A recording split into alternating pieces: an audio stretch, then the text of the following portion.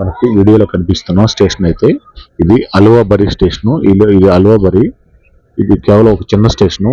అంటే ఈ బండి అవధ్ ఎక్స్ప్రెస్ ఎక్కువ స్టేషన్లు ఆగుతా పోతుంటుంది కాబట్టి ఇది కూడా ఒక స్టేషన్లో ఆగింది. ఇక్కడ నుంచి మనకి బీహార్ అయితే స్టార్ట్ అవుతుంది. నెక్స్ట్ వచ్చే స్టాప్ వచ్చేసి కృష్ణగంజ్. కృష్ణగంజ్ కొద్దిగా పెద్ద స్టేషన్. ఈ స్టేషన్తో పోల్చుకుంటే ఇది చిన్న స్టేషన్. ఇది అల్వాబరి. ఇది చాలా చిన్న స్టేషన్. ఎక్కువసేపు ఆగలేదు, జస్ట్ ఒక్క నిమిషం మాత్రం ఆగి వెంటనే బయలుదేరింది. ఇప్పుడు మనము పూర్తిగా బెంగాల్ నుంచి బీహార్లోకి అయితే అడుగు పెట్టేశాము. బాయ్ బాయ్ అల్వాబరి రోడ్ అనుకుంటూ మనకు ఇది ఒక చిన్న జంక్షన్ ఏరియా. ఇది ఈ జంక్షన్ నుంచి మన బండి అయితే బయలుదేరింది కృష్ణగంజ్ వైపు.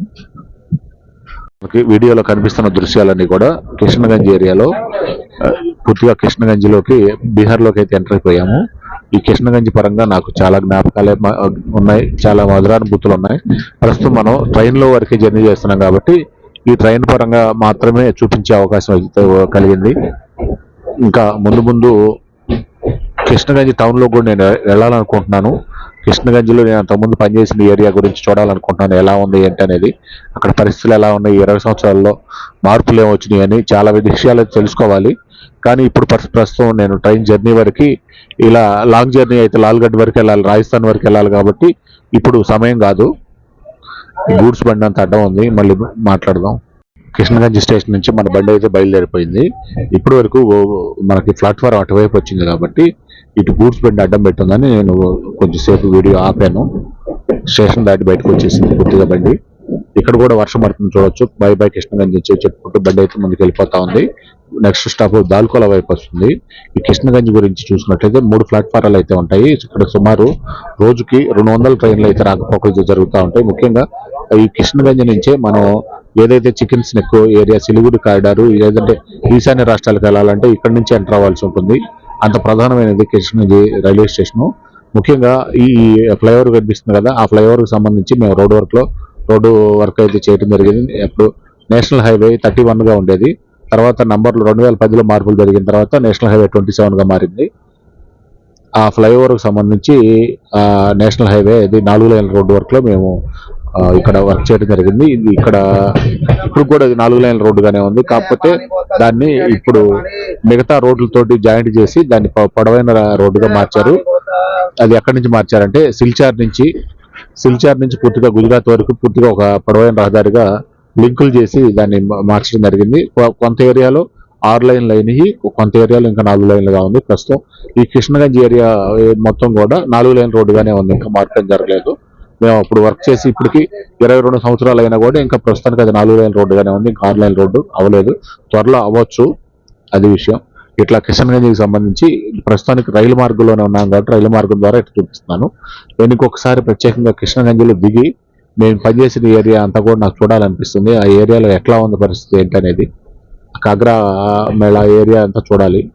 ఇదంతా చూడవచ్చు. ఆర్మీ వాళ్ళు క్యాంపులు అయితే ఏర్పాటు చేసుకున్నారు అక్కడ, ఆర్మీ బేస్ క్యాంప్కి సంబంధించి. ఈ ఏరియాలో ఆర్మీ క్యాంపులు ఉన్నాయి, ట్రైనింగ్ క్యాంపులు ఉన్నాయి, ట్రైనింగ్ సెంటర్లు ఉన్నాయి ఈ కృష్ణగంజ్ ఏరియాలో. అప్పుడప్పుడు నాకు ఖాళీ ఉన్నప్పుడు అటు వెళ్ళి నేను ఆర్మీ ట్రైనింగ్ ఎట్లా జరుగుతుందని చూస్తూ ఉండేవాడిని. ఇలా చాలా విషయాలు ఉన్నాయి కృష్ణగంజ్ గురించి. ఇంకొకసారి మళ్ళీ ఇప్పటికే చెప్పడం ఎక్కువగా చెప్పినట్టున్నాను నా పర్సనల్ గురించి. వెళ్ళే దారి అంటే ఏమేమి ఉన్నాయనే చూసుకుంటా వెళ్ళాము. ఇక్కడ జరిగే మార్కెట్ రోజు సంత కానీ చాలా తక్కువ ధరలో దొరుకుతుండేది అప్పట్లోనే. మేము అప్పుడు జీతం తక్కువైనా కూడా చాలా బాగా ఎంజాయ్ చేసేవాడిని. చాలా తక్కువ ధరకే దొరికేవి తినేవి ఏవైనా కానీ, అరటికాయలు కానీ, ఫ్రూట్స్ కానీ, లేదంటే ఇంకేదైనా తినుబండారాలు కానీ. ముఖ్యంగా నాకు బెంగాలీ రసగుల్లా అనేది తినడం ఇక్కడే నాకు అలవాటైంది. చాలా బాగా ఇష్టం నాకు. పంచదార నీళ్ళతో తయారు చేసేది ఆ బెంగాలీ రసగుల్లా చాలా బాగుండేది. ఇదే నేషనల్ హైవే ఫ్లైఓవర్. ఇది ఇట్లా పక్కనే ఉంటుంది రోడ్డు, రైల్వే ట్రాక్ పక్కనే హైవే బ్రిడ్జ్ అయితే ఉంటుంది. సో చాలా పక్కనే ఇట్లా నాకు బాగా అనిపిస్తుంది. మేము పనిచేసే క్యాంపు కూడా ఇప్పుడు రైల్వే స్టేషన్ నుంచి 2.5-3 కిలోమీటర్లు కూడా ఉండదు, అంత దగ్గరగానే ఉండేది. ఇట్లా చూస్తుంటే నాకు ఆ మెమరీస్ అన్ని చాలా బాగా గుర్తిస్తుంది. పక్కన ట్రైన్ అడ్డం వచ్చింది, నేషనల్ హైవే చూపిద్దామంటే ఆ మెమరీస్ ఎక్కువగా గుర్తు చేసుకోవరా బాబు అని చెప్పి గూడ్స్ బండి అడ్డం వచ్చింది మధ్యలో. ఆ గూడ్స్ బండి దాటిపోయిన తర్వాత మళ్ళీ ఆన్ చేశాను. ఇప్పుడు నేషనల్ హైవే కొంచెం దూరం అయిపోయింది. ఇట్లా కృష్ణగంజ్కి సంబంధించిన వ్యవహారం ఇది. ముందు దాల్కోలా వస్తుంది, దాల్కోలాకి సంబంధించి కూడా మనకు మంచి మెమరీస్ ఉన్నాయి. దాని తర్వాత కటిహార్ వస్తుంది, కటిహార్లో కూడా మంచి మెమరీస్ ఉన్నాయి. ఇవన్నీ పంచుకుంటూ వెళ్దాము దారి వెంట. ప్రస్తుతం మనకి వీడియోలో కనిపిస్తున్న దృశ్యం అంతా కూడా బీహార్లోని దాల్కోలా రైల్వే స్టేషన్ దగ్గరలో ఉన్న దృశ్యం ఇది. ఇప్పుడు ఉదయం 8 గంటలైతే అయింది టైము. అస్సాం అవధ్ ఎక్స్ప్రెస్లో మనం 2వ రోజు జర్నీలోకి వచ్చాము. మనం దిబ్రూగఢ్ నుంచి నిన్న ఉదయం 10 గంటలకు ప్రయాణం స్టార్ట్ చేశాము. ఇప్పుడు ప్రస్తుతం దాల్కోలా వరకు చేరాము. అస్సాము, పశ్చిమ బెంగాల్, బీహార్లోకి అయితే ఎంటర్ అయ్యి దాల్కోలా వరకు వచ్చాము. ఉదయం 8 గంటలైంది. దాదాపు మనం గౌహటి దగ్గర నుంచి వర్షం జల్లు అయితే పడతానే ఉంది. మబ్బులు ఇట్లాగే పట్టేస్తున్నాయి రాత్రి నుంచి. మొత్తం బారుకి ఇలాగే వర్షం జల్లు అయితే పడతానే ఉంది, సన్న జల్లు పడుతుంది. ఈ జల్లు వరకు వీడియో తీసుకోవడానికి అయితే ప్రాబ్లం లేదు, మనకు పని జరుగుతుంది. ఇక్కడ పరిస్థితులు చూడవచ్చు, ఎక్కువ మాగాడి ప్రాంతమే కనిపిస్తుంది. బీహార్ ఏరియాలో కూడా అరటి చెట్లు చూడవచ్చు, ఫుల్గా అరటి చెట్లు కనిపిస్తున్నాయి. ఇట్లా అరటి అనేది దాదాపు ఉత్తర భారతదేశంలో ఎక్కడ పెట్టినా కూడా అరటి చెట్లు అయితే బాగా క్లియర్గా కనిపిస్తూ ఉన్నాయి.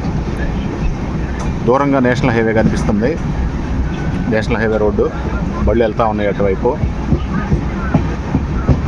ఈ కృష్ణగంజ్కి, దాల్కోలాకి, కటిహార్కి ఈ ఏరియా అంతా కూడా నేను దాదాపు 20 సంవత్సరాల క్రితం చూసిన ఏరియాని మళ్ళీ చూస్తున్నాను. పెద్దగా మార్పులు అయితే ఏం కనపట్టలేదు. 20 సంవత్సరాల తర్వాత కూడా వాళ్ళ జీవన విధానం అలాగే ఉంది. అప్పుడు జీవనం ఎలాగుందో ఇప్పుడు కూడా అదే విధంగా జీవనం అయితే ఉంది, పెద్దగా మార్పులు లేవు. అదే వ్యవసాయం, అదే పద్ధతి, ఆధునికంగా ఎదుగుదల అయితే నాకైతే ఎక్కువ కనిపించలేదు. ప్రకృతికి దగ్గరగా అయితే బతుకుతున్నారు ఈ బీహారీ వాసీలు కూడా.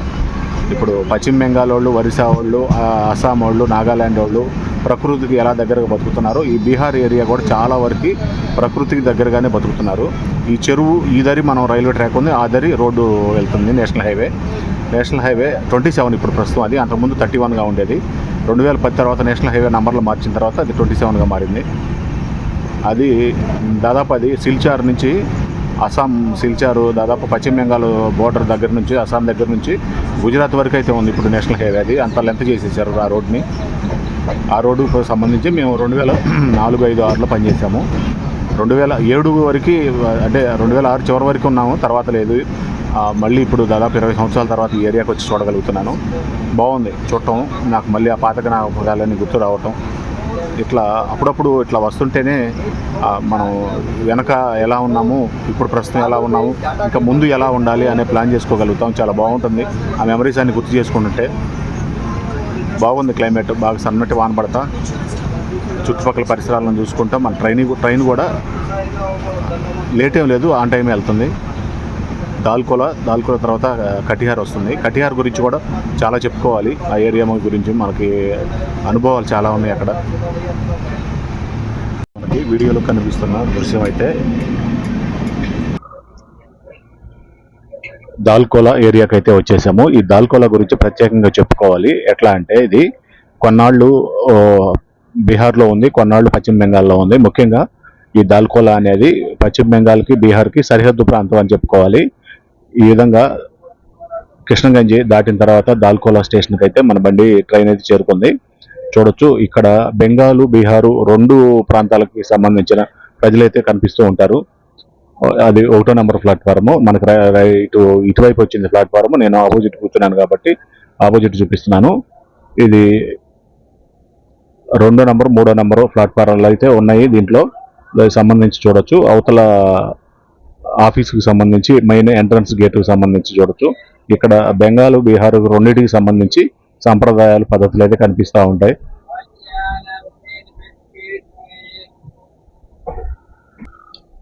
సుమారుగా 40 రైళ్లు అయితే రోజు ప్రయాణం చేస్తుంటాయి. ముఖ్యంగా ట్రాన్స్పోర్ట్ పరంగా కూడా ఎక్కువగా గూడ్స్ బళ్ళు ట్రావెల్ చేస్తూ ఉంటాయి. ముఖ్యంగా ఇది కటిహార్ డివిజన్లోకి చెందిన రైల్వే స్టేషను. కటిహార్ అంటే ఇక ముందు రాబోయే స్టేషను కటిహారు.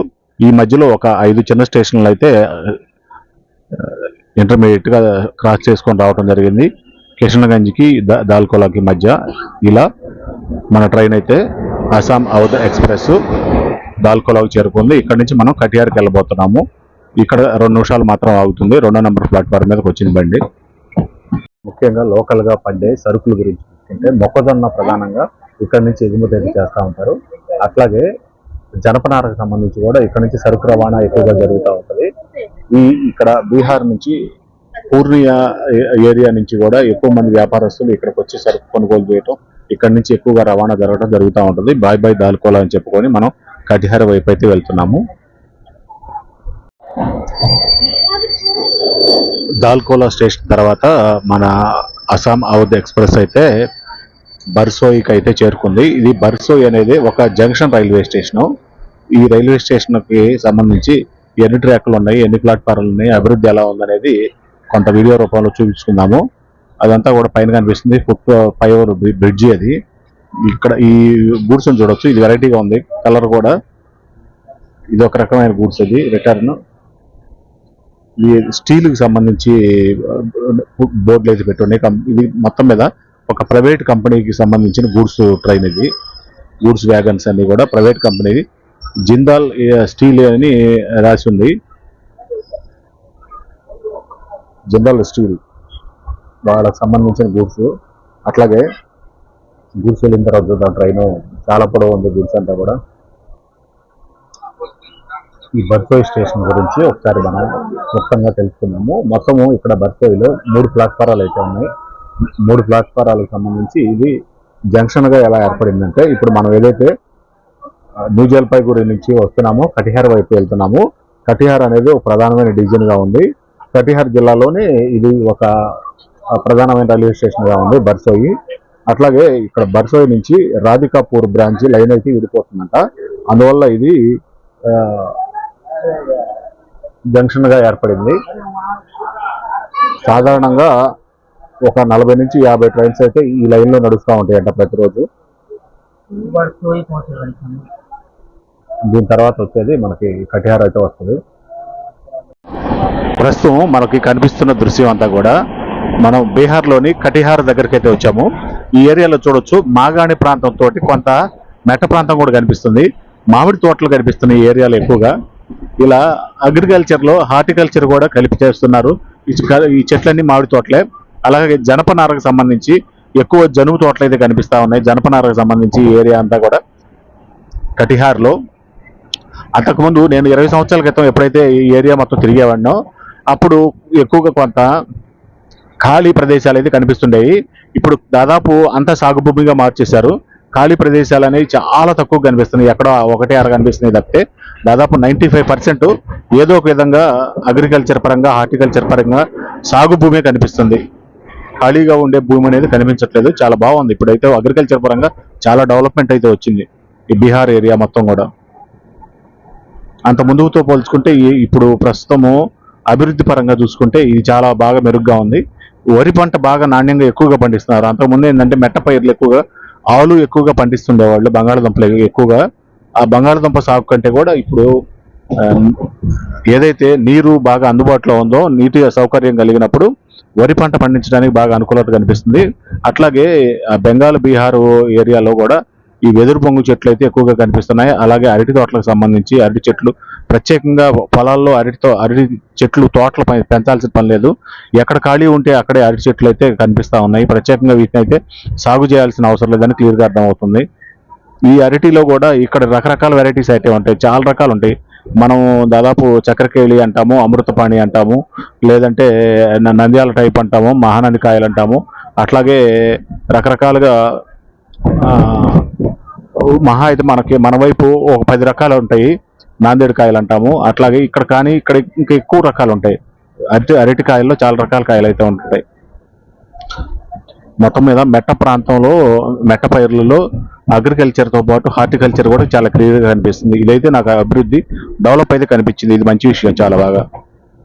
ఈరోజు కూడా సూర్యుడి దర్శనం కలిగేటట్లేదు. ఇప్పుడు సమయం అయితే ఉదయం 9 అయితే అయింది, సూర్యుడి దర్శనం కాలేదు ఇంకా. మనకి వీడియోలో కనిపిస్తున్న స్టేషన్ అయితే ఇది లాభా స్టేషను. ఇది కటిహార్కి ముందు వస్తున్న స్టేషన్.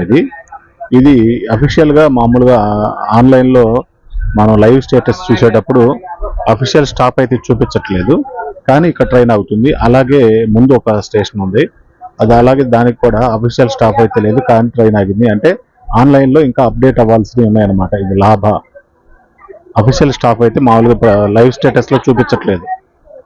ఇప్పుడు మొత్తము అస్సాం అవధ్ ఎక్స్ప్రెస్కి 95 స్టాప్లని చూపిస్తుంది, కానీ ఈ 2 స్టాప్లు కలుపుకుంటే 97 స్టాప్లు అవుతున్నాయి. ఇది కరెక్ట్గా కటిహార్ దగ్గర లాభా. ఇది నెక్స్ట్ ఆగబోయేది కటిహారు. ఇది విషయం, అఫీషియల్ స్టాప్ లేకుండానే అవుతుంది. లంబా స్టేషన్ నుంచి అయితే అవధ్ ఎక్స్ప్రెస్, అస్సాం అవధ్ ఎక్స్ప్రెస్ బయలుదేరింది. ఈ లంబా అలాగనే ముందు ఏదైతే అజాం నగర్ రోడ్ అని ఉందో, అజాం నగర్ రోడ్లో కూడా ఇలాగే అఫీషియల్ స్టాప్ అయితే చూపించట్లేదు ఆన్లైన్లో.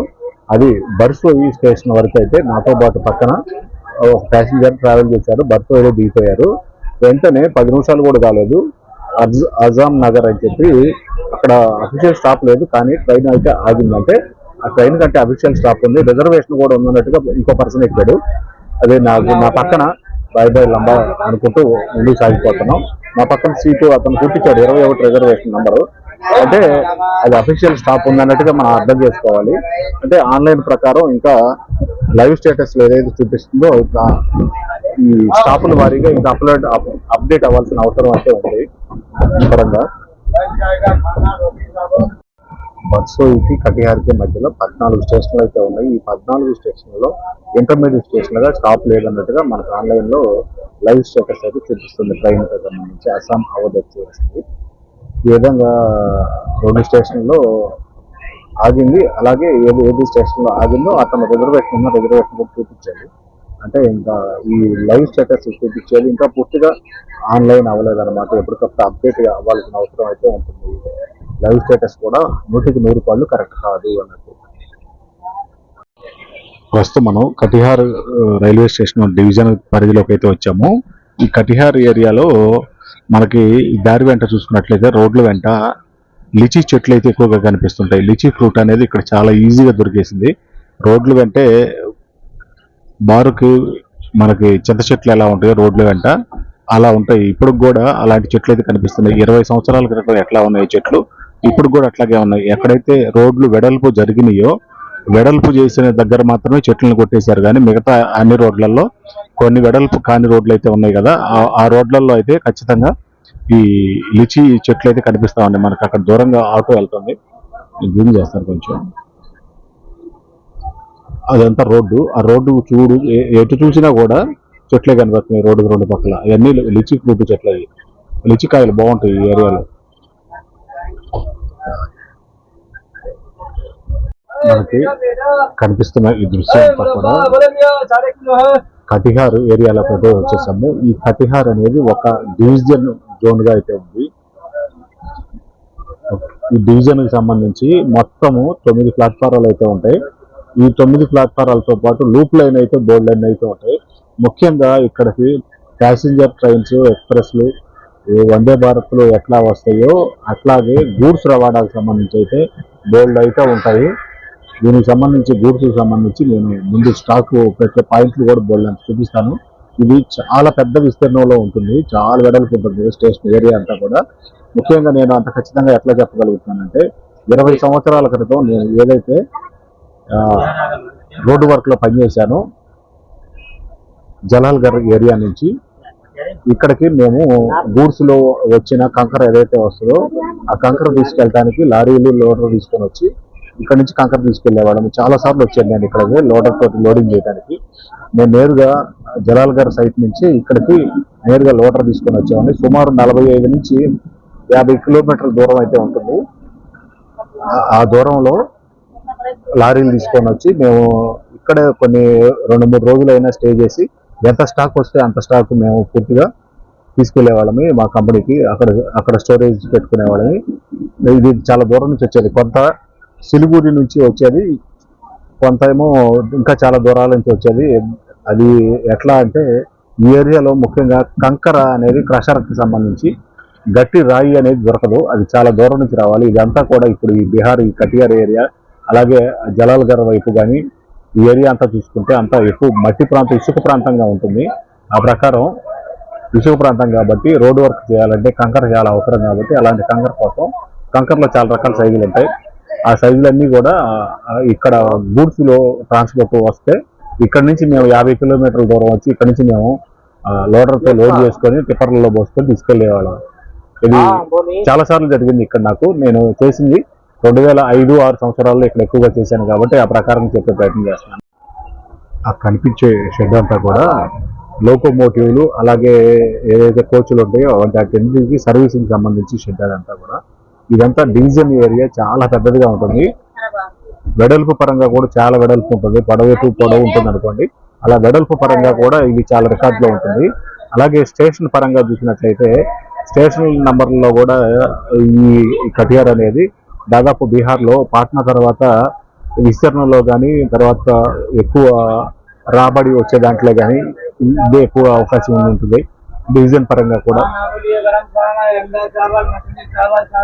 చూడొచ్చు, బోర్డు కనిపిస్తుంది కటిహార్.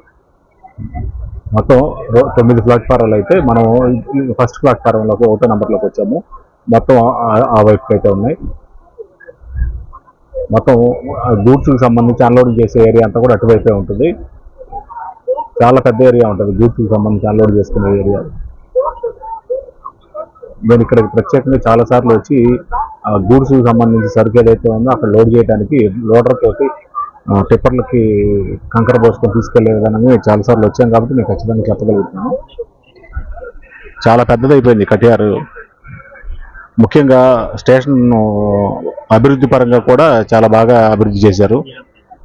అయితే ఇప్పుడు స్టేషన్ కాదు, ఇది దాదాపు బ్రిటిష్ వాళ్ళ కాలంలో 1889లోనే ఈ కటియార్ రైల్వే స్టేషన్ అనేది అప్పటి నుంచి అభివృద్ధిలోకి వచ్చింది. అప్పటి నుంచి ఇప్పటికీ అభివృద్ధి చెందుతూనే ఉంది. ఇంకా ఇట్లాంటి అమృత భారత్ లాంటి అవకాశాలు వచ్చిన తర్వాత ఇంకా అభివృద్ధి అయితే జరుగుతూనే ఉంటుంది. ఇప్పుడు ప్రస్తుతం మనకు రైల్వే ప్లాట్ఫారం అయితే అటువైపు వచ్చినట్టుంది. నేను మొత్తం ఇటువైపు చూపిస్తున్నాను ప్రస్తుతానికి. ఇక్కడ నుంచి మొత్తం రైల్వే స్టేషన్ మొత్తం చూడొచ్చు. 1వ నెంబర్ మీదకి వచ్చాం కాబట్టి మిగతా 9 ప్లాట్ఫారాలు క్లియర్గా కనిపిస్తూ ఉంది. పైన ఫుట్ ఓవర్ బ్రిడ్జి మొత్తానికి ఒకటే పెద్ద బ్రిడ్జి ఉంటుంది. చాలా వెడల్పు ఉంటుంది పైన బ్రిడ్జి కూడా. లిఫ్ట్ సౌకర్యం, ఎక్సలేటర్లు అన్ని సౌకర్యాలు బాగానే ఉన్నాయి కటిహార్ జంక్షన్ గురించి ఇది.